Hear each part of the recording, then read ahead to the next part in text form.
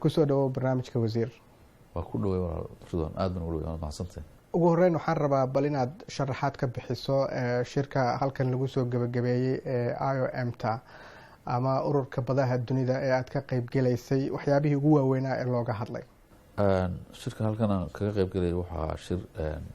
hay-adda badaha adduunka ee IM oo la yiraahdo General Assembly ama shir guud ay yeelato waqti ayaa halkan lagu qabanayay xarunteeduna waa halkan waana jamciyadda qurumaha ka dhaxaysa hay-ad ka tirsan oo u qaabilsan badaha adduunka marka xarunteeda halkan ah marka General Assembly-geedii baa halkan lagu qabanayay sanadkan shirkaasi ayaanu yimi oo furmay 23 bishan Britain insha Allah soo gabagaboobi doona. marka maxaa lagu soo qaaday intuu shirka socday? shirkaas runtii waxaad ka fahmaysaa culayskiisa iyo miisaankiisa waxaad ka fahmaysaa shir bilaabmay 23 bishan oo maantana bishu ay ka tahay 2 bishan xidhmaya yani wuxuu socday waqtiga uu socday ayaad culayska runtii shirkaas leeyahay laga dareemi karaya IMO waa hay-ad ama waxa weeyaan meel ay isugu kulmaan oo ay ku kulmaan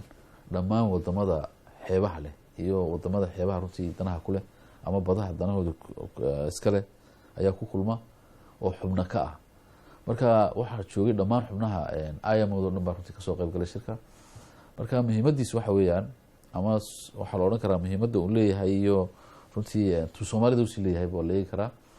tuu leeyahay waxa weeyaan adduunyadii oo dhan wixii badanaynayay badu runtii waxay leeyihiin muhiimad gaar maanta adduunyadu leeyihiin waayo waxa allaaliyo waxa badeecada adduunka u kala gudbaya waxa safar u kala soconaya meesha ugu muhiimsan ee la isticmaalayo waa badaha ay adduunyadu isticmaalayaan sidaa daraadeed dhaqaalo weyn ayaa adduunyada dal walba kasoo galaya dekedihiisa iyo badeecadaha gudbaya iyo business ganacsiga runtii kasoo galaya dabeetana danahaas in lagu ilaashado oo dawlad walba ay ku ilaashato qaran walba ku ilaashado ayaa ururkan loo samaystay taasaana loo fadhiyay taasaan laga wada hadlay shirkan Soomaalida haddii aan eegno wuxuu usii leeyahay xiise gaar usii leeyahay dowladda Soomaalida waayo sidii runtii dowladdiisa dhexe ee Soomaaliya markii ay baabaaday 90-aadkii dowladda Soomaaliyeed weli 18 sano ayaanay bixin qaaraankii loo baahnaa xubin walba inay bixiso sanadkiiba taasi waxa iyo inay kasoo qayb gasho oo danaheedana ka hadasho isla markaana ay ku difaacato runtii dhulkeeda iyo runtii badaheeda ay ku difaacato runtii may suura gelin marka shirkan ninka sidaan uga soo qayb galay waxay ahayd maadaama badahana aynu ognahay runtii maanta xaalkoodu siduu yahay iyo arrimuhu siduu yihiin inaanu kasoo qayb gallo ayaan go-aansanay waanu nimi waxaanu la nimi ugu horreysay in horta dib loo cusboonaysiiyo la yidhaahdo Soomaaliya positionkeedii ama booskeedii ay ku lahayd IMO-da ayay doonaysaa inay buuxiso waxay doonaysaa inay markaa wixii danaheeda runtii kaga hadasho markaa 18 sano markii aanay bixin qaaraankii xubinimada dowladda Soomaaliyeed taasi waxaa ka dhalanaya inay weydo dowladda Soomaaliyeed xuquuqo badan oo ay ku leedahay ururkan xuquuqaha waxa ka mid ah masalan dee inay codeyso in la doorto inay wax doorato ayaa ka mid ah IMO-du waxay u egtahay dowlad oo kale ayay u egtahay runtii oo la dhisayo dhammaan hay-adaheedii institutionskeedii wax la dhisayo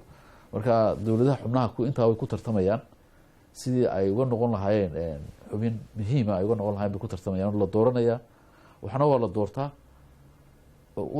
inaad doorato iyo in lagu doorto ayaa runtii ayaa ugu muhiimsan runtii xuquuqda taala. muxuu yahay marka qorshihiina ma in deynta laydinka cafiyaa mise inaad iska bixisaan?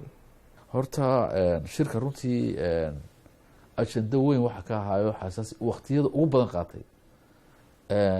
hore markii aan runtii ayaan u codsanay wasaarad ahaan oo qoraal aan ugu soo qoray presidentka IMO-da inuu laga dhaafo Soomaaliya u baahantay in laga dhaafo deynta faraha badan lagu yeeshay 18 sano laakiin marka halkan ay noqotay in laga doodo anagu codsigayga waanu geynay waanu ka hadalay laakiin dood dheer kadib sharci ahaan markii dib loo eegay xeerka IMO-da lacag la dhaafaa inaanay jirin ba ayaa caddaatay markii sidaas dhacday laakiin anagu waxaan ku doodnay markaa 18 sano lacagtana lagu leeyahay haddana laga rabo 18 sano xuquuqdii aanu IMO ku lahayn waajibaadkii haddaanu samayn weyno kasoo bixi weynay xuquuqdeedina way maqnayd sidaa daraadeed hadda kadib kama sii maqnaan karo xuquuqdeedii lacagtana diyaar baan u baxnaa inaan iska bixino haddii dee gabagabada noqotayo go-aanka inaan runtii weliba lama odhan finalkii lama odhan laydinka dayn maayo laakiin waxa la kayska soomaaliya waa la garawsaday inuu yahay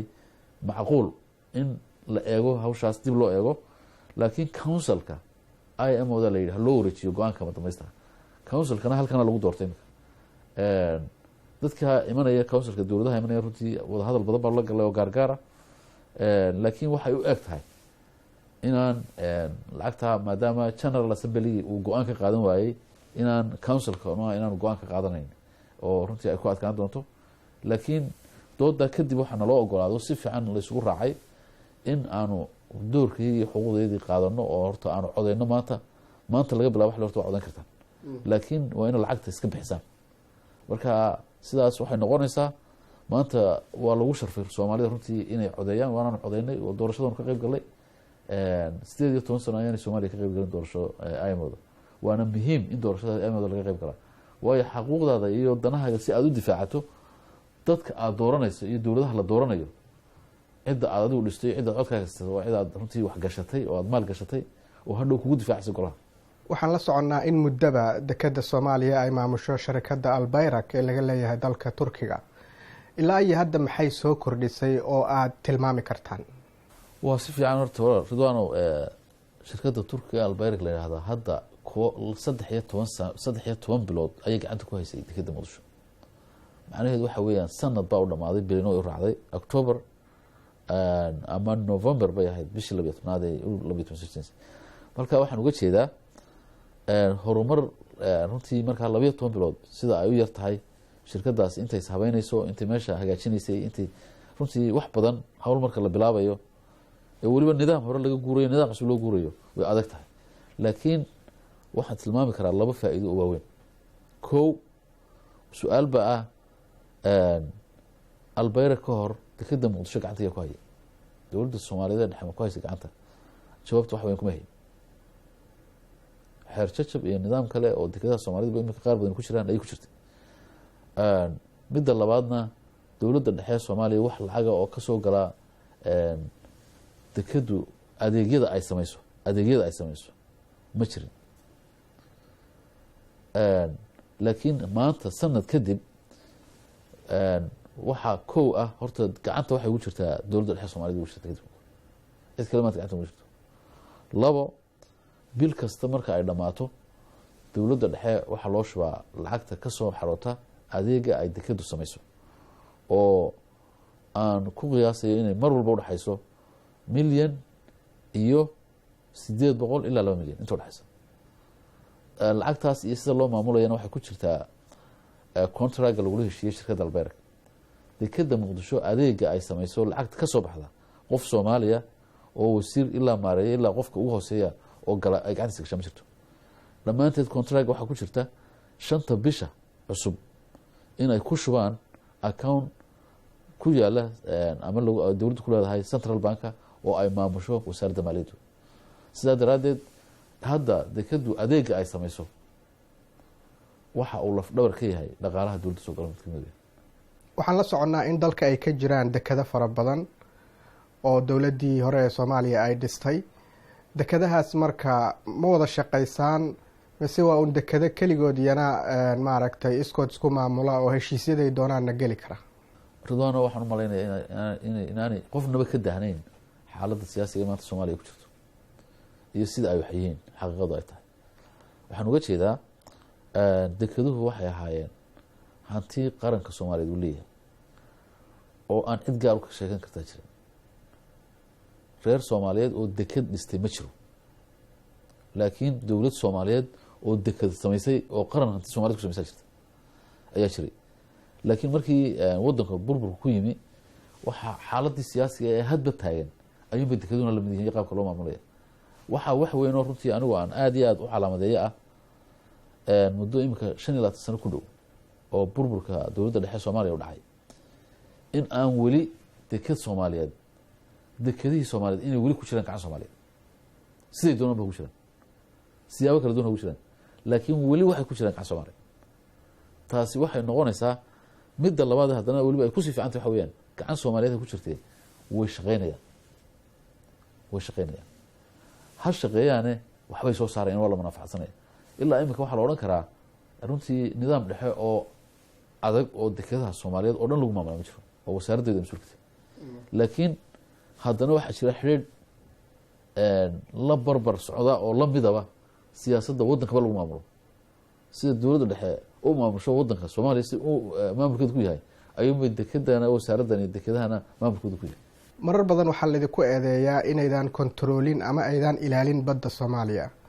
waxaana la soconnaa inay jiraan kalluumaysi sharci darro ah iyo dhaqdhaqaaqyo fara badan oo ka socda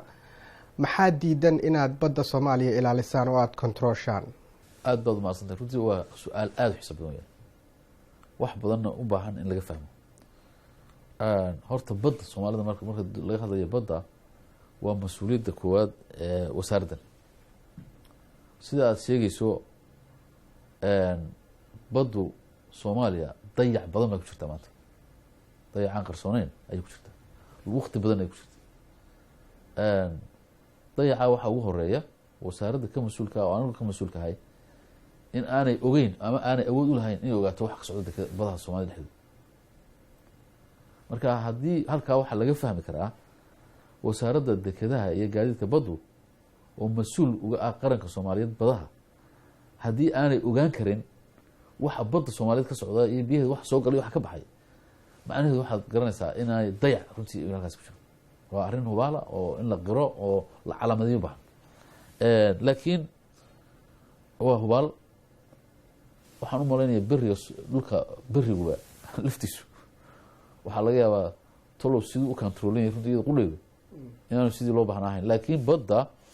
marka anigu wasaaraddan markaan imi waxaan runtii aada uga shaqeeyo o aada uga hawlgalay aan cid walba meel walba maray aan cid walba kala hadlay in la sameeyo system lagu ogaan karo biyaha soomaalida yaa soo galay yaa ka baxay yaa ku jira hadday ku jiraan maxay ka sameynayaan maxay ka wadaan shirkado badan baan runtii markaa aanu xidhiir noocaasa la sameynay oo qalab noocaasa sameyn karaa hadda waxaanu leenahay barnaamijyo laba ah ama laba qolo shirkad private ah oo journal ah waxaanu kula jiraa wada hadal inay sameeyaan system noocaas inay u sameeyaan wasaaradda ka sameeyaan oo lagu socon karo badda waxa ka socda la ogaan karo waxaanu kaloo mashruuc loo wadnaa unsom ayaanu loo wadnaa mashruuc iyo shirkado European ahoo iyaga la socda waxaanan u ballansannahay wada hadalka iyagii kale wuu dhamaaday laakiin January 10 casho ugu horeeya ayaanu inaanu muqdisho isugu nimaadno oo ku kulanno aanu runtii aanu isku ognahay annagana hal arrin oo quran loo diro waxa la yidhi meeshii qalabkaa lagu xidhi lahaa diyaariya waa qalab runtii raadaara ah oo badda soomaalida oo dhan lagu controli karo laguna socdo muddaba waxaa taagnayd muranka badda ee u dhexeeya Soomaaliya iyo Kenya dad fara badan oo Soomaali ahna runtii walwal iyo shaki fara badan ayay qabaan wasaaraddaadana dabcan shaqadeeda qaybta ugu muhiimsan waa arrinta badda maxaad qabateen ilaa iyo hadda waad mahadsantahay horta intaan taa ka jawaabin soomaalida mid baan oran lahayo soomaalida waxaan oran lahaa soomaalida waxay idhahdaan ri waliba shilalkaas dhigto ma lagu qalaa it's true waa arrin dhaba weyn qaylada soomaalida ka baxaysa runtii waa la maqlaya laakiin waxaa fiican inay garowsadaan soomaalidu inay iyagu dalkooda bad iyo beri iyo cirba dayaceen waa mas-uuliyadda dadka soomaalida ama ummadda soomaalida